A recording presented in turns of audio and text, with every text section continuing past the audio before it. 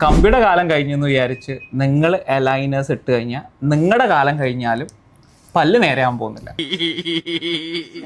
ഡോക്ടറെ അപ്പൊ ഇനി ആരും കമ്പിയിടില്ലേ പല്ലിന്? എന്ത് പറ്റി?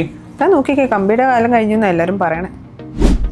പലപ്പോഴും പേഷ്യൻസ് ചോദിക്കുന്ന ഒരു ചോദ്യമാണ്, ട്രഡീഷണൽ ബ്രേസസ് ആണോ നല്ലത് അല്ലെങ്കിൽ അലൈനേഴ്സ് ആണോ നല്ലത് എന്നുള്ളത്.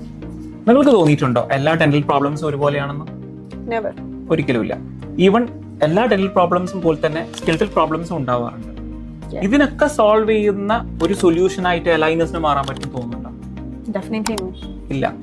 അലൈനേഴ്സിന് ട്രഡീഷണൽ ബ്രേസസിനേക്കാളും കുറച്ച് അഡ്വാൻറ്റേജസ് ഉണ്ട്. അത് ഒരു കൺവീനിയൻസ് ഫാക്ടറാണ്.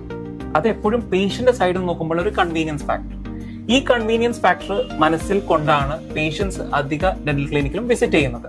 അപ്പൊ എന്റെ ക്ലിനിക്കിലും ഇതേപോലത്തെ ഒരു കൺവീനിയൻസ് ഫാക്ടർ മാത്രം കൺസിഡർ ചെയ്ത് ഒരു പേഷ്യന്റ് വരികയാണെങ്കിൽ what I will do is that, see this is the real situation you have, what is the best treatment that we can provide എന്ന് മാത്രമേ ഞാൻ മനസ്സിൽ കാണുള്ളൂ, rather than his convenience, because we all believe in science.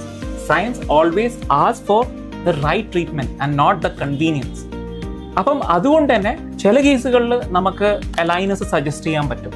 But there are times where we cannot suggest an aligner and only traditional braces can only solve those problems.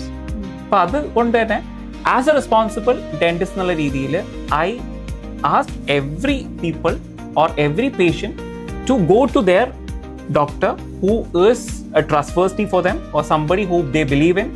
എന്നിട്ട് ഒരു real ആയിട്ടുള്ള ഒരു കോൺവെർസേഷന് ശേഷം അവർക്ക് തീരുമാനിക്കാം that what is the best treatment that they can do. അല്ലാണ്ട് കമ്പിയുടെ കാലം കഴിഞ്ഞെന്ന് വിചാരിച്ച് നിങ്ങൾ അലൈനേഴ്സ് ഇട്ട് കഴിഞ്ഞാൽ നിങ്ങളുടെ കാലം കഴിഞ്ഞാലും പല്ല് നേരെയാവാൻ പോകുന്നില്ല.